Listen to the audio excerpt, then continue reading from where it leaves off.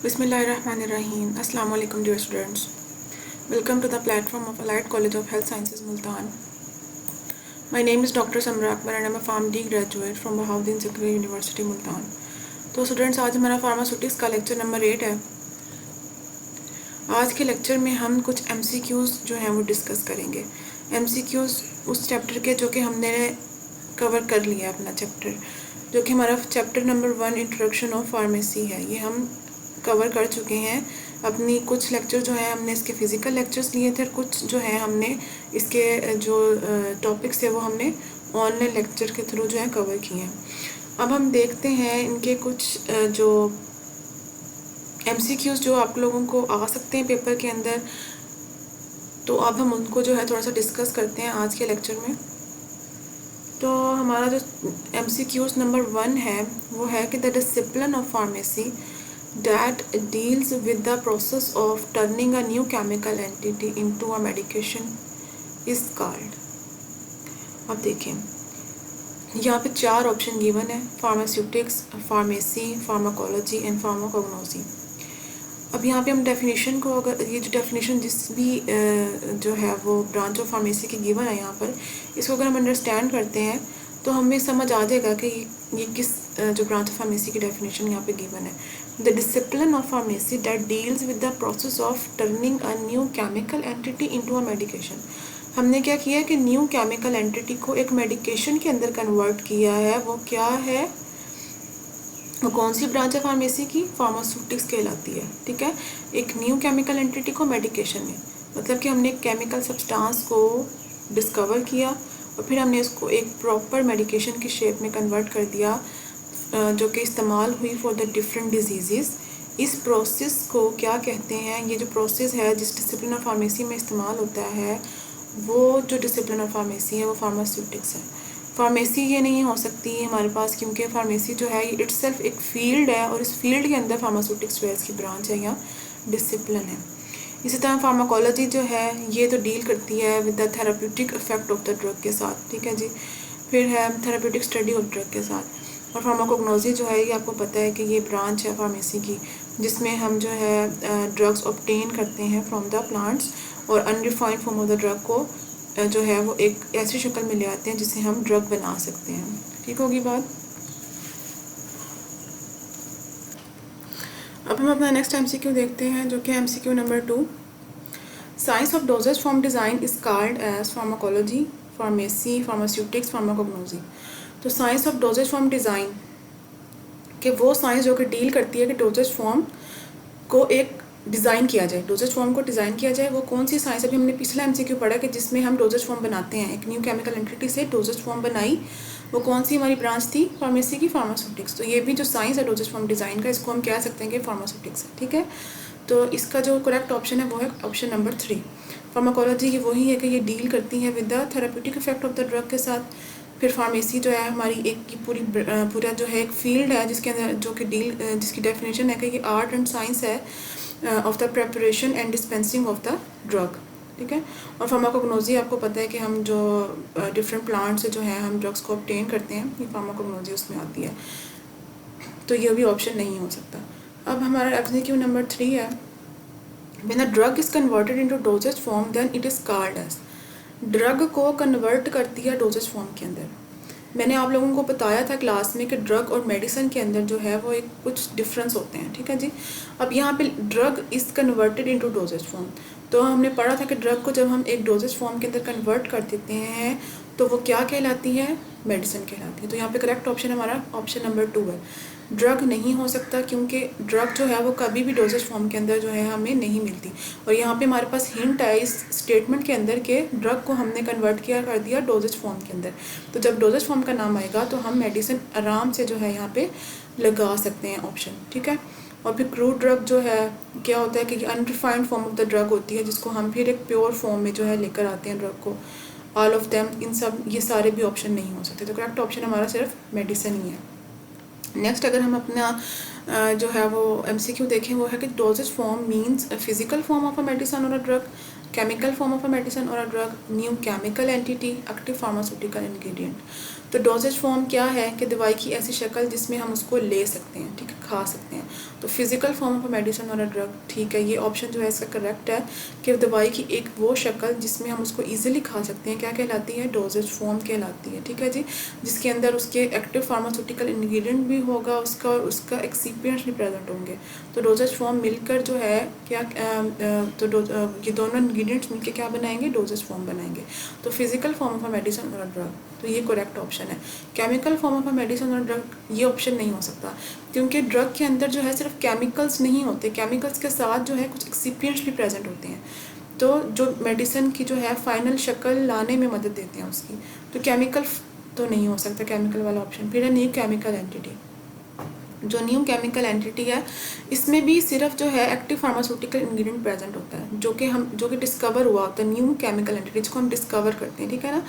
तो ये भी ऑप्शन नहीं होता, क्योंकि ये भी जो है कुछ प्रोसेस से गुजर के तो किसी एक मुकम्मल डोजेज फॉर्म में कन्वर्ट होगी अभी, तो ये भी ऑप्शन नहीं हो सकता। फिर ऑप्शन नंबर 4 है एक्टिव फार्मास्यूटिकल इंग्रेडिएंट। तो ये भी नहीं हो सकता, क्योंकि हमें पता है कि एक्टिव फार्मास्यूटिकल इंग्रेडिएंट में क्या है कि ये सिर्फ ये वो इंग्रेडिएंट होता है किसी भी डोजेज फॉर्म का या फार्मास्यूटिकल प्रोडक्ट का जो कि अपना जो है थेराप्यूटिक इफेक्ट किसी बॉडी के अंदर प्रोड्यूस करता है, या बॉडी जो है जिसे रिस्पॉन्स करे वो हमारा एक्टिव फार्मास्यूटिकल इंग्रेडिएंट कहलाता है।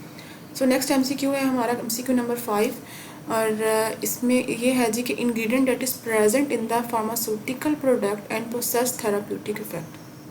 अब देखें, एक किसी भी डोजेज फॉर्म या फार्मास्यूटिकल प्रोडक्ट जो है हमारी, उसके अंदर किस तरह के कितने किस्म के जो है इंग्रेडिएंट्स प्रेजेंट होते हैं, 2 तरह के होते हैं। एक होता है एक्टिव फार्मास्यूटिकल इंग्रेडिएंट और दूसरा होता है एक्सिपिएंट्स, ठीक है। अब यहाँ पे इस स्टेटमेंट में थोड़ा हिंट भी है कि that is present in the pharmaceutical product ingredient, ठीक है, एंड प्रोसेस थेराप्यूटिक इफेक्ट, और जिसकी वजह से जो है बॉडी के अंदर थेराप्यूटिक इफेक्ट प्रोड्यूस हो, मतलब कि एक रिस्पॉन्स प्रोड्यूस हो किसी भी बीमारी के खिलाफ, तो वो कौन सा, जाहिर सी बात है, इंग्रेडिएंट प्रोड्यूस करेगा, एक्टिव फार्मास्यूटिकल इंग्रेडिएंट जो है वो इफेक्ट प्रोड्यूस करेगा। एक्सिपिएंट्स जो ये ऑप्शन है ये नहीं प्रोड्यूस करेंगे, क्योंकि ये इनएक्टिव फार्मास्यूटिकल इंग्रेडिएंट होते हैं, इसको बॉडी हमारी रिस्पॉन्स नहीं करती, ये सिर्फ हेल्प करते हैं किसी भी डोजेज फॉर्म के बनने में जो है हेल्प करते हैं एक्सिपिएंट्स, ठीक है। फिर मेडिसिन, ये भी नहीं हो सकती, क्योंकि उसने इंग्रेडिएंट पूछा है, इंग्रेडिएंट, मेडिसिन इंग्रेडिएंट नहीं है, ड्रग इंग्रेडिएंट नहीं है, ठीक है। मेडिसिन एक मुकम्मल डोजेज फॉर्म होती है, ठीक होगी बात। अब हमारा जो इसका तो फिर करेक्ट ऑप्शन था ऑप्शन नंबर 4। अब हम अपना नेक्स्ट एमसीक्यू देखते हैं, जो कि है MCQ number 6, which of the following is an active pharmaceutical ingredient, ठीक है। अभी हमने पीछे एक्टिव फार्मास्यूटिकल इंग्रेडिएंट को देखा। एक्टिव फार्मास्यूटिकल इंग्रेडिएंट क्या था, जो कि किसी बॉडी के अंदर जिस इंग्रेडिएंट की वजह से बॉडी के अंदर थेराप्यूटिक इफेक्ट प्रोड्यूस होता है, तो वो हमारा फार्मास्यूटिकल एक्टिव फार्मास्यूटिकल इंग्रेडिएंट था, ठीक है जी। अब हम देख लेते हैं कि इनमें इन जो ऑप्शंस के अंदर हमारा करेक्ट ऑप्शन क्या है। सबसे पहला ऑप्शन है पैराडोल, फिर एसिटाइल सैलिसाइक्लिक एसिड, फिर एसिड अमीनोफिन, और फिर है बोथ 2 और 4। तो यहाँ पे हमारा करेक्ट ऑप्शन जो है वो है बोथ 2 और 3, ठीक है। तो जो क्योंकि एसिटाइल सैलिसाइक्लिक एसिड और एसिड अमीनोफिन जो है ये जो है एक्टिव फार्मास्यूटिकल इंग्रेडिएंट होते हैं। एसिटाइल सैलिसाइक्लिक एसिड डिस्पेरिन का जो है एक्टिव फार्मास्यूटिकल इंग्रेडिएंट है, और एसिटामिनोफेन जो है पैराडोल का एक्टिव फार्मास्यूटिकल इंग्रेडिएंट है। तो यहाँ पे करेक्ट ऑप्शन जो है वो बोथ 2 और 3 है। पैराडोल जो ऑप्शन है वो यहाँ पे करेक्ट नहीं है, क्योंकि ये एक पूरी मुकम्मल डोजेज फॉर्म मेडिसिन टैबलेट होती है। पैराडोल जो आती है उसके अंदर excipients plus active pharmaceutical ingredient मौजूद होता है। नेक्स्ट एमसीक्यू है हमारा MCQ number 7। Ingredients of a pharmaceutical product other than active pharmaceutical ingredient are called। अब क्या है कि एक फार्मास्यूटिकल प्रोडक्ट है, उसके अंदर एक इंग्रेडिएंट कौन सा है, एक्टिव फार्मास्यूटिकल इंग्रेडिएंट, और दूसरा इंग्रेडिएंट कौन सा होगा, ठीक है। तो अभी मैंने बताया कि एक कोई भी फार्मास्यूटिकल प्रोडक्ट या डोजेज फॉर्म जब बनती है तो उसके अंदर कौन कौन से इंग्रेडिएंट होते हैं, एक होता है एक्टिव फार्मास्यूटिकल इंग्रेडिएंट और दूसरा होता है उसका एक्सिपिएंट।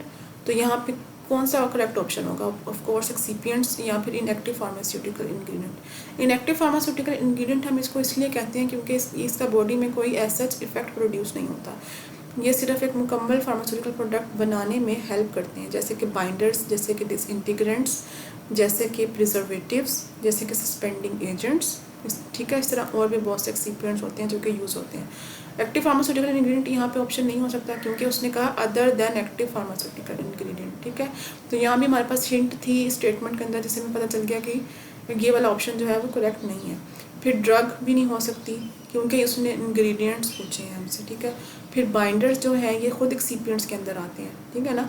तो अगर हमारे पास एक्सिपिएंट्स और बाइंडर्स दोनों गिवन है तो हम उसने स्पेसिफाई नहीं किया है कि कोई एक्सिपिएंट्स बताएं, ठीक है ना। तो हम जो है फिर एक्सिपिएंट जो है उसको करेक्ट ऑप्शन लेंगे। नेक्स्ट जो हमारा एमसीक्यू है वो MCQ number 8, which act of pharmacy deals with a pharmacy education. कौन सा एक्ट ऑफ फार्मेसी है जो कि डील करता है फार्मेसी एजुकेशन के साथ। तो ये हमने पढ़ा था फार्मेसी एक्ट 1967 जो है ये डील करता है with the pharmacy education, pharmacy act 1967। और फार्मेसी एक्ट 1976 जो है ये डील करता है किसके साथ, with the export and import and storage of the drugs के साथ, ठीक है। Import export and storage of drugs के साथ। फिर फार्मेसी एक्ट 2007 ये भी नहीं, ये भी जो है डील नहीं करता। फार्मेसी एक्ट 1948 ये भी जो है ये डील नहीं करता इस चीज़ के साथ, फार्मेसी एजुकेशन के साथ। तो एक्ट ऑफ फार्मेसी जो डील करता है फार्मेसी एजुकेशन के साथ उसका करेक्ट ऑप्शन ऑप्शन नंबर 1 है जो कि है फार्मेसी एक्ट 1967। फिर है MCQ number 9, that how many branches of pharmacy are there, ठीक है ना। फार्मेसी ऑफ ब्रांचेस हमने कितनी पढ़ी थी, ब्रांचेस ऑफ फार्मेसी कितनी पढ़ी थी हमने, 5 पढ़ी थी। तो करेक्ट ऑप्शन है 5।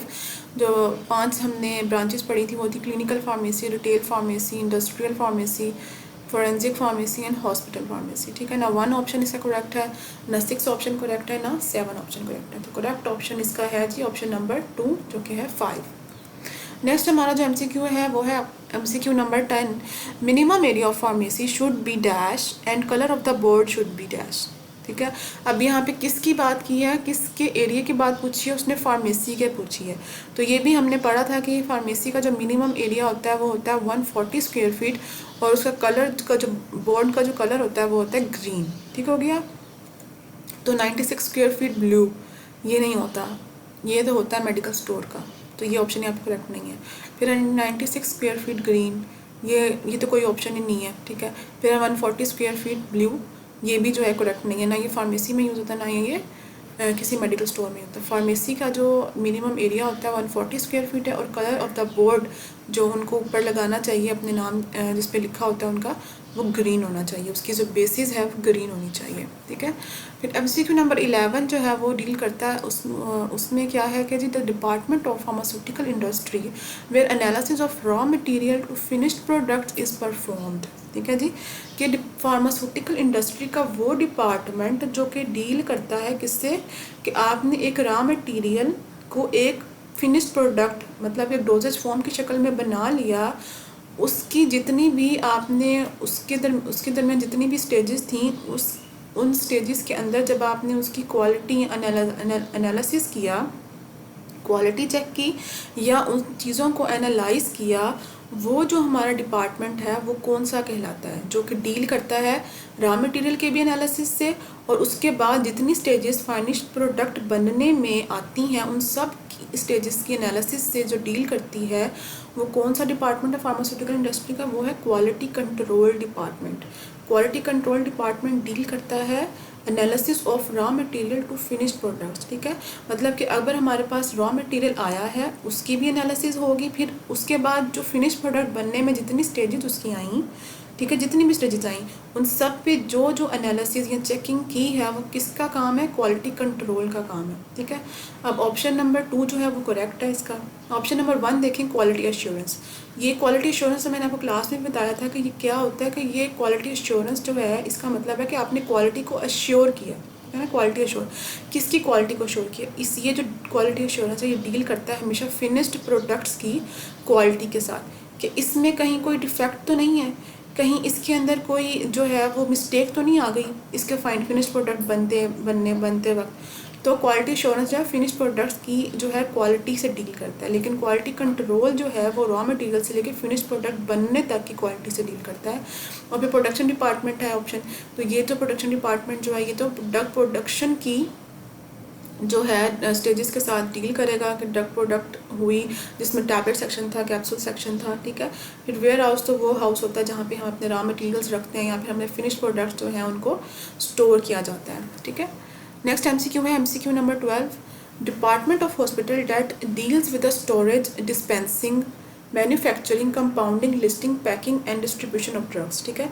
अब देखो क्या है, डिपार्टमेंट ऑफ हॉस्पिटल, ठीक है। एक हिंट यहाँ पे हॉस्पिटल है, ठीक है। अब देख लेते हैं कि क्या है, कि जिसमें स्टोरेज भी आ रही है, डिस्पेंसिंग भी आ रही है, मैन्युफैक्चरिंग भी कर रहे हैं जी, कंपाउंडिंग भी कर रहे हैं, लिस्टिंग भी कर रहे हैं, पैकिंग भी, डिस्ट्रीब्यूशन भी, ठीक है। तो देख लेते हैं। अच्छा, ये तो डिस्पेंसिंग और कंपाउंडिंग है ना, इससे हमें थोड़ा बहुत समझ आ रहा होगा कि डिस्पेंसिंग कंपाउंडिंग फार्मासिस्ट का काम है, तो वो कहाँ पे होगा, मोस्टली फार्मेसी पे होगा। तो यहाँ पे जो करेक्ट ऑप्शन है वो हमारा हॉस्पिटल फार्मेसी है, ठीक है ना। हॉस्पिटल के अंदर जो फार्मेसी होती है उसके अंदर ये सारे काम हो रहे होते हैं, स्टोरेज भी होती है, डिस्पेंसिंग भी होती है दवाइयों की, मैन्युफैक्चरिंग भी, कंपाउंडिंग भी, लिस्टिंग भी, पैकिंग भी और डिस्ट्रीब्यूशन ऑफ ड्रग्स भी। रेडिएशन डिपार्टमेंट ये नहीं हो सकता क्योंकि यहाँ पे रेडिएशंस दी जाती हैं पेशेंट्स को। फिर नर्सिंग डिपार्टमेंट ये भी नहीं हो सकता क्योंकि जो है यहाँ पे पेशेंट की जो है टेक केयर की जाती है। फिर क्लिनिकल फार्मेसी ये भी नहीं हो सकता क्योंकि ये पेशेंट हेल्थ के साथ डील करता है मोस्टली, ठीक है।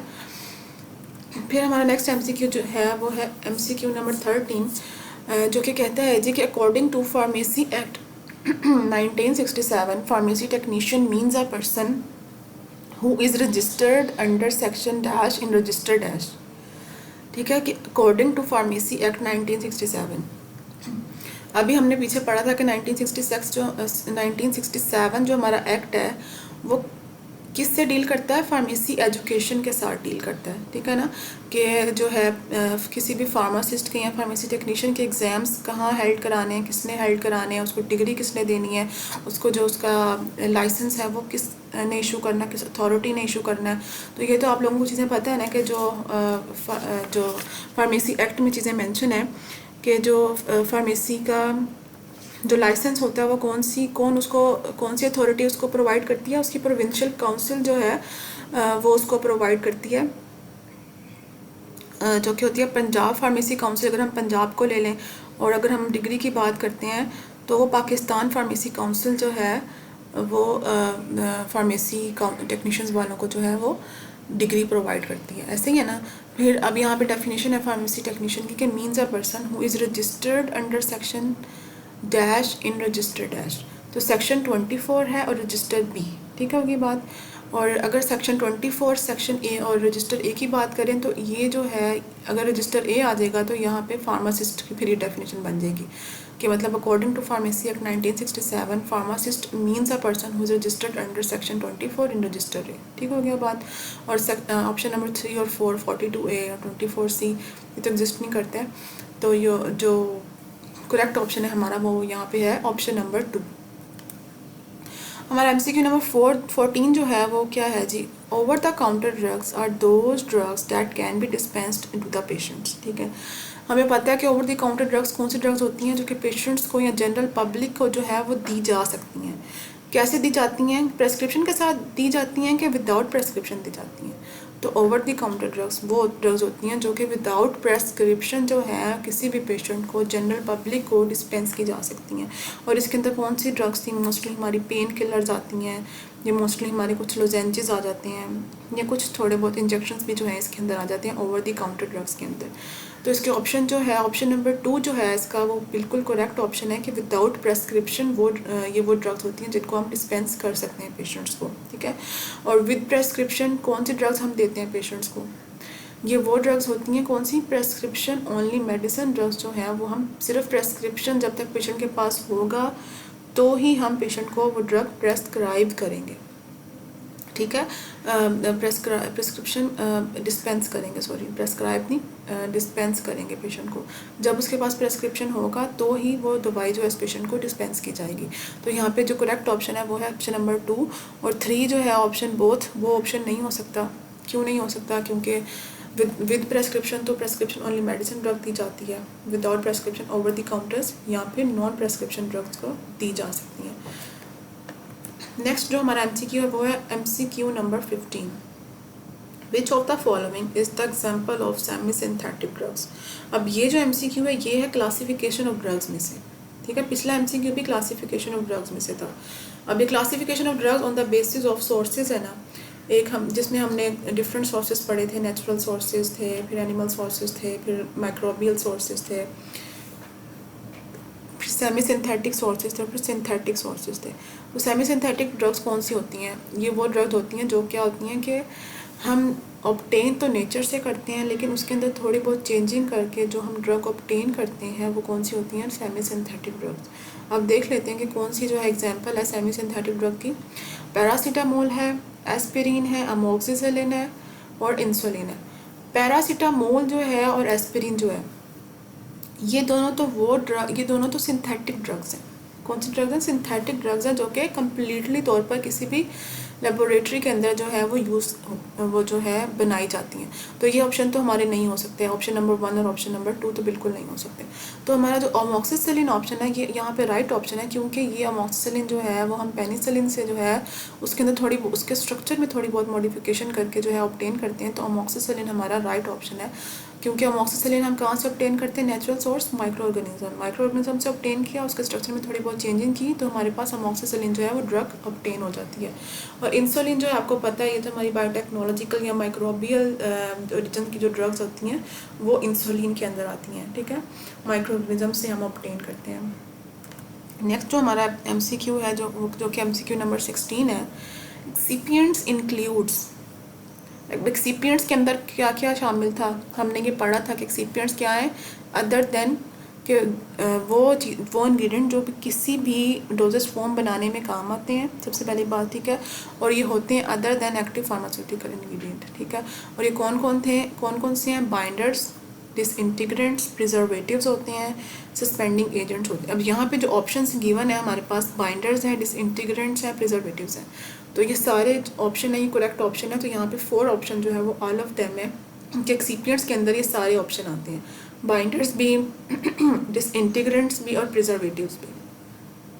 अब अगर हम बाइंडर्स की कुछ एग्जांपल्स की बात करते हैं तो इसमें है सुक्रोज, जेलाटिन, अकेशिया, ट्रैगाकिन्स, ठीक है, जो कि यूज़ होता है बाइंडिंग एजेंट के तौर पर।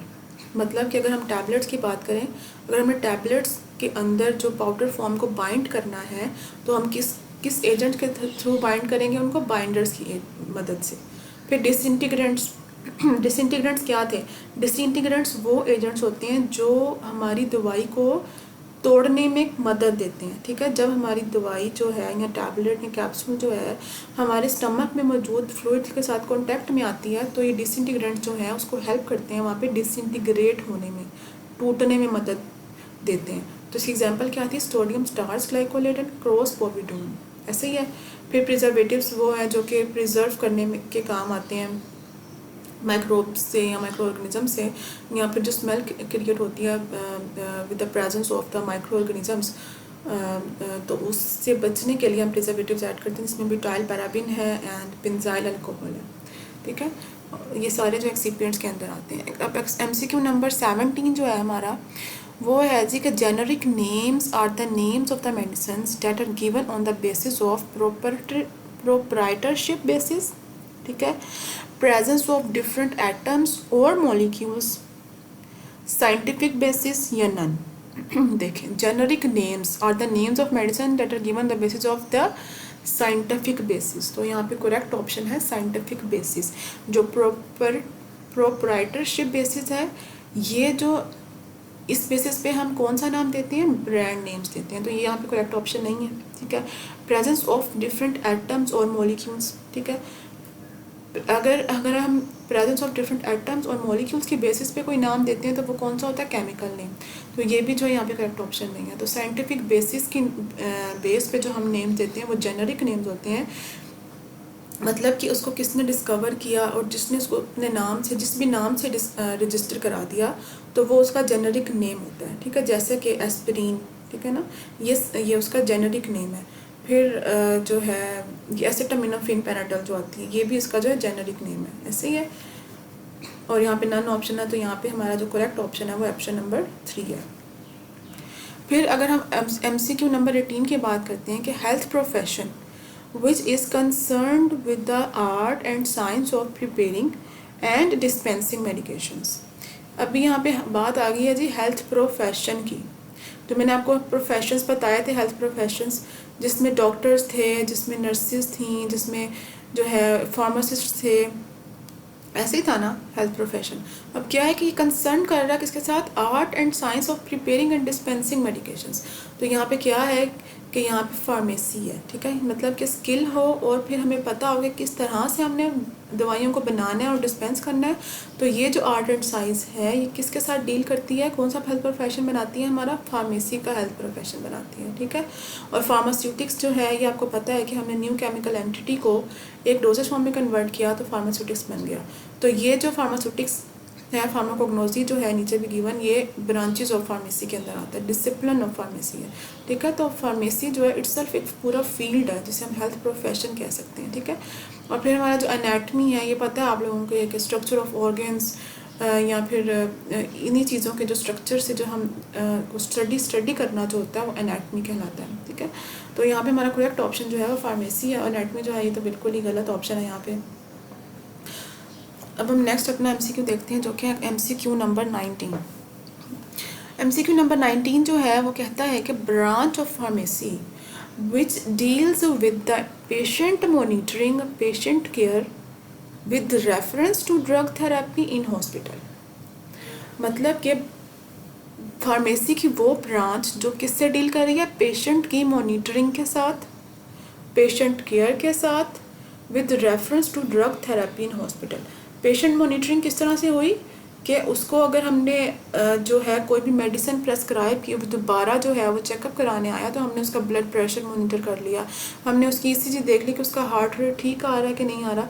तो क्या है कि पेशेंट मॉनिटरिंग से डील करती है ये ब्रांच। फिर पेशेंट केयर, ठीक है, with reference to drug therapy. Drug therapy जो ड्रग हॉस्पिटल में जो है डॉक्टर ने उसको प्रेस्क्राइब की और वो उसको फॉलो कर रहा है उस ड्रग थेरेपी को, तो ये ब्रांच ऑफ फार्मेसी कौन सी आती है हमारे पास, क्लिनिकल फार्मेसी। कौन सी है, क्लिनिकल फार्मेसी, ठीक है। ये जो branch of pharmacy clinical pharmacy कहलाती है। फिर हॉस्पिटल फार्मेसी हमने पहले पढ़ा है, अभी पीछे एमसीक्यू आया था हॉस्पिटल फार्मेसी का, कि उसमें तो हॉस्पिटल फार्मेसी तो डील करती है with the manufacturing, dispensing, compounding, listing, packing, इस चीज़ों के साथ। तो यहाँ पे ऑप्शन 1 करेक्ट ऑप्शन नहीं है हमारा, ठीक है। फिर ऑप्शन 3 जो था वो है इंडस्ट्रियल फार्मेसी। इंडस्ट्रियल फार्मेसी भी यहाँ पे करेक्ट ऑप्शन नहीं है, क्योंकि इसमें क्या होता है कि ये इंडस्ट्रियल फार्मेसी तो हमारी जो है वो प्रेपरेशन ऑफ जो है फार्मास्यूटिकल प्रोडक्ट के साथ डील करती है, प्रेपरेशन ऑफ फार्मास्यूटिकल प्रोडक्ट के साथ, ठीक है। जो कि फिर इन इंडस्ट्रीज़ की वजह से जो है डिफरेंट मेडिसिन जो है वो मार्केट में जो है अवेलेबल होती हैं, ठीक है। और इस इंडस्ट्रियल फार्मेसी के जो है वेरियस आगे डिपार्टमेंट्स थे जो कि हमने क्लास में भी पढ़े थे। और फिर फोरेंसिक फार्मेसी तो आपको पता है कि हम ये जो है डील करता है with the act of pharmacy. जितने भी लॉज वगैरह जो हैं, जितने भी एक्ट्स हैं वो हम किस ब्रांच ऑफ फार्मेसी में पढ़ते हैं, फोरेंसिक फार्मेसी के अंदर पढ़ते हैं, ठीक होगी बात। तो एमसीक्यू नंबर 19 जो है हमारा, उसका करेक्ट ऑप्शन जो है वो है क्लिनिकल फार्मेसी, ठीक है।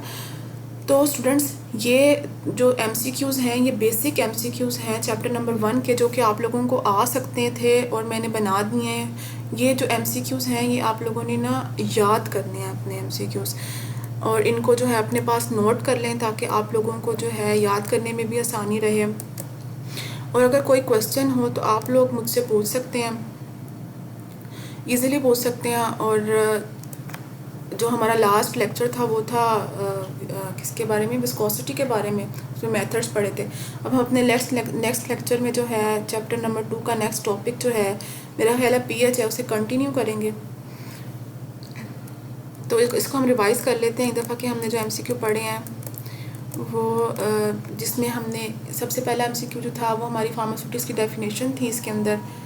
फिर science of dosage form design था, वो भी फार्मास्यूटिक्स की डेफिनेशन है। फिर मेडिसिन की डेफिनेशन कवर हुई है इसके अंदर। फिर डोजेज फॉर्म, फिर इंग्रेडिएंट्स डिफरेंट जिसमें एक्टिव फार्मास्यूटिकल इंग्रेडिएंट्स थे और एक्सिपिएंट्स हमने कवर किए हैं। फिर हमने उससे कुछ एग्जांपल्स देखी हैं। फिर हमने फार्मेसी एक्ट में जो है 2 लॉज पढ़े थे, एक फॉरेंसिक फार्मेसी में 2 लॉज पढ़े थे, एक 1967 था और दूसरा फार्मेसी एक्ट 1976 था, ठीक है। फिर हमने ब्रांचेस देख ली इसकी, फिर हमने डिफरेंट डिपार्टमेंट्स ऑफ जो है हॉस्पिटल देखे थे। तो ये जो एमसीक्यूज़ हैं ये आप लोगों ने याद करने और अपने पास नोट कर लेना ताकि आप लोगों को आसानी रहे। और स्टूडेंट्स बाकी फिर जो है नेक्स्ट लेक्चर में हम कंटिन्यू करेंगे। Thank you for your concentration. अल्लाह हाफिज़।